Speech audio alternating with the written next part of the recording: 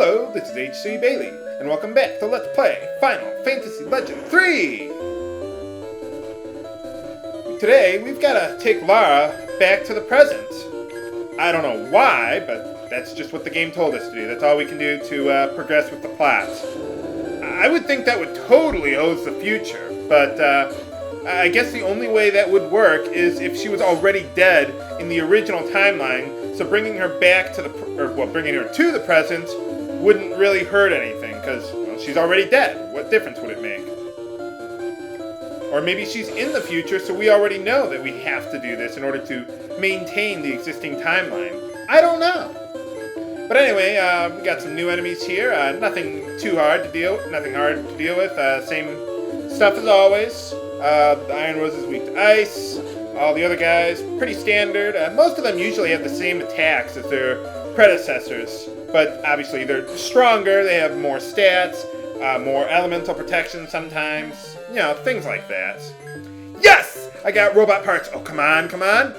Yes! Yes! Got it! Busybody! That's the exact cyborg that I wanted. Alright, well, now it's good time as any to go over cyborgs. It's my favorite job class in the game.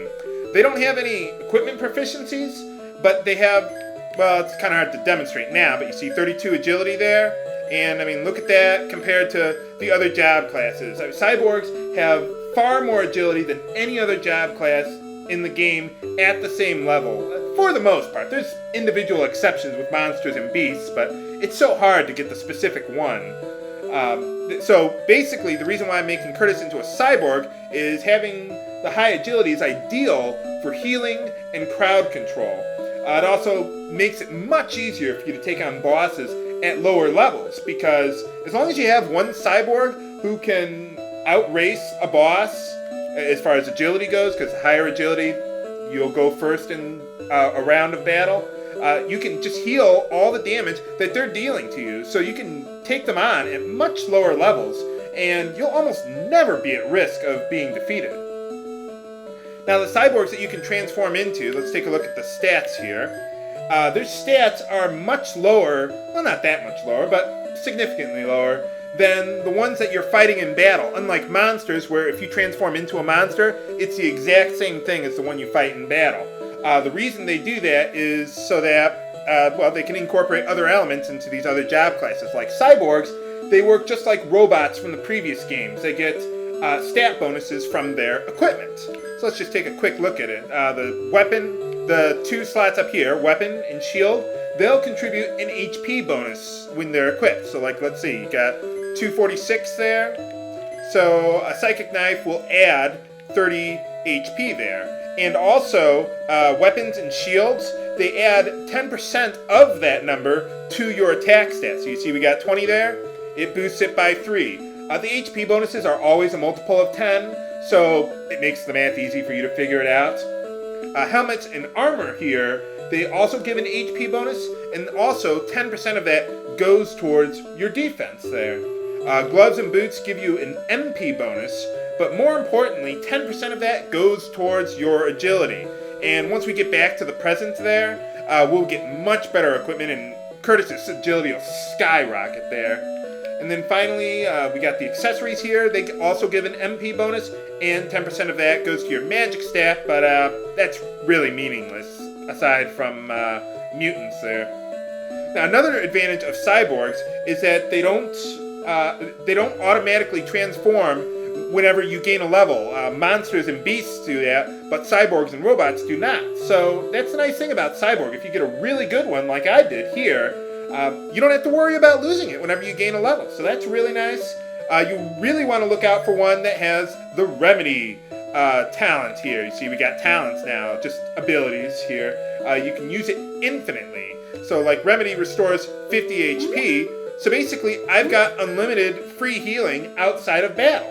So that's pretty nice. I mean, granted, when we get towards the end of the game, restoring our HP 50 at a time would be really tedious, but that's one of the great abilities that a lot of cyborgs have. Another one that samurais and other cyborgs from that family get is Dispel. Not to be confused with the Dispel spell from the main Final Fantasy series. This one is a free instant death attack and if it fails, it still deals a little bit of damage. So that's pretty nice there. So, alright, we got our first cyborg, our first major transformation. So let me just take a quick pause break to save and move along then. But before returning to the present, there's a couple things we want to take care of here in the past. We were told about the wrecked ships earlier. There's one of them that we can check out here. So let's do that and plant that Ephraim seed while we're at it. Fortunately, they're both about in the same spot. So that was nice of the game for us. Ah, there it is. Ah, and they put a little heart symbol around the ship. Isn't that cute? The enemies in the ship are a little harder than the ones, well, outside, if you'd call that outside, underwater. So let's see what we got here. We get TNT and a water crystal. That's one of the crystals we were told about earlier in the game, where you can mix it with other crystal or elemental crystals, and you can mix it to make lost magic. So we won't be able to do that for quite some time.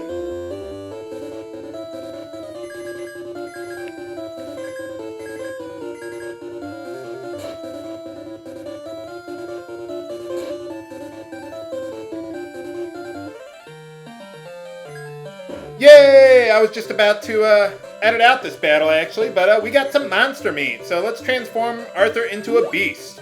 He becomes a magician. All right. That's actually pretty good for level 10 there, because it has, I think, the highest attack stat in that level range there.